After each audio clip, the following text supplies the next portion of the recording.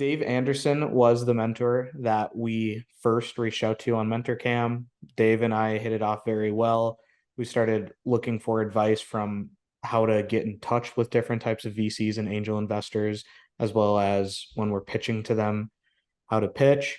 And Dave also took the time and the care to look through our platform, our business model, and just make sure everything was up to date. Dave helped us to identify the correct type of competition, as well as looking at, our TAM, our SOM, what our market size was, also looking through team slides and saying, is this the correct information that would pique investors' interest or not?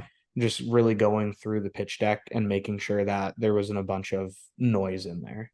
He took the time to sign up on our minimal viable product, which was fantastic. So we could see firsthand of where our heads were at. So with Dave and all his help, we've been able to kind of hyperspeed our pre-seed round where now we're about to close it. Without Dave's help, we'd probably not be where we're at right now. So he's been extremely helpful on that side.